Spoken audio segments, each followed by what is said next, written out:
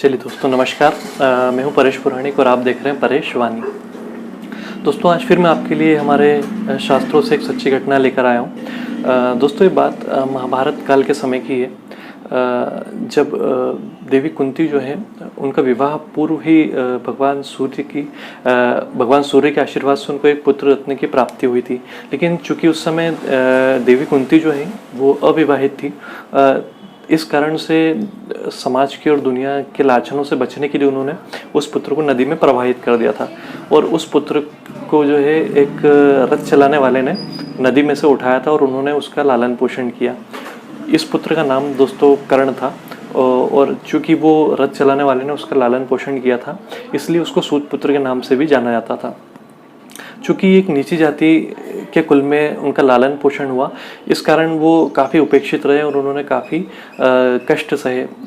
लेकिन उनके पराक्रम की और उनके दानवीरता के किस्से जो है वो तीनों लोकों में खूब प्रचारित थे। और जो द्रौपदी थी वो भी उनकी इन्हीं जो विशेषताओं के कारण उनसे प्रभावित थी। और कहीं ना कहीं जो द्रौपदी है और कर्ण है ये दोनों एक दूसरे को पसंद करते थे और एक दूसरे से विवाह भी करना चाहते थे, किंतु सूतपुत्र होने के कारण और अपने वंश की इज्जत और प्रतिष्ठा के कारण द्रौपदी ने स्वयंवर में कर्ण से विवाह न करते हुए अर्जुन से और पांडवों से विवाह किया।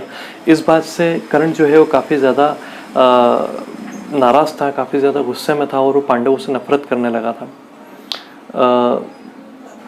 आगे चलकर दोस्तों कर्ण ने 2 विवाह किए और उससे दोनों विवाहों से उनको जो है 9 पुत्रों की प्राप्ति हुई थी, जिसमें से और इन 9 पुत्रों ने महाभारत के युद्ध में भाग भी लिया था, जिसमें से 8 पुत्रों की हत्या हो चुकी थी पांडवों के द्वारा और एक पुत्र जो है उनका वो जीवित था, जिसको आगे चलकर जब पांडवों को युद्ध के बाद पता चला कि कर्ण जो है हमारे ही ज्येष्ठ भ्राता थे, तो उन्होंने जो है जो उनका राज्य था एक राज्य पे उसको उसका सिंहासन ऋषिकेतु के हाथ में दे दिया।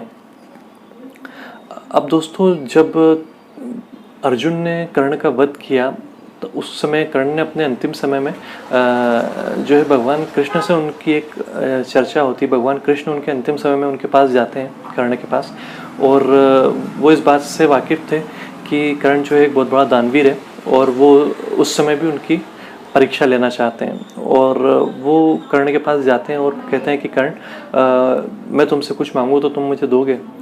तो कर्ण जो है उनको जवाब देते हैं कि हे प्रभु, मैं अपनी मौत के काफ़ी करीब हूँ और मुझसे अब इस समय आप क्या चाहते हैं, फिर भी मांगिए आप जो मांगना चाहते हैं।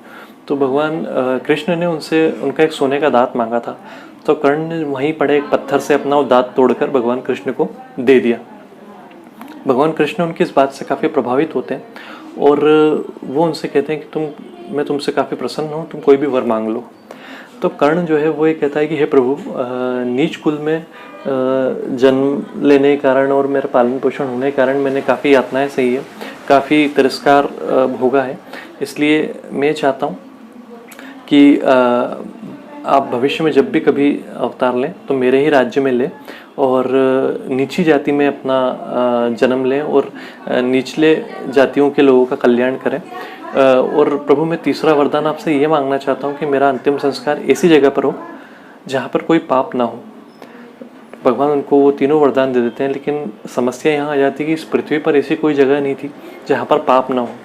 तो भगवान कृष्ण जो है वो कर्ण का अंतिम संस्कार अपने हाथों पे करते हैं। जी हाँ दोस्तों, भगवान कृष्ण जो है वो कर्ण का अंतिम संस्कार अपने हाथों पे करते हैं और इसी वजह से कर्ण जो है वो उनकी मुक्ति होती है और वो सीधे मोक्ष प्राप्त करते हुए वैकुंठ धाम को चले जाते हैं। तो ये था दोस्तों एक सच्ची घटना जो हमारे प्राचीन ग्रंथ से मैं आप लोगों के लिए निकाल के लाया था। उम्मीद करता हूँ आपको आज का वीडियो पसंद आया होगा। यदि पसंद आया तो लाइक कीजिए, शेयर कीजिए, सब्सक्राइब कीजिए और मेरे साथ जुड़े रहिए ताकि आगे भी इस तरह की सच्ची घटनाएं मैं आप लोगों के सामने लाता रहूँगा। Thank you.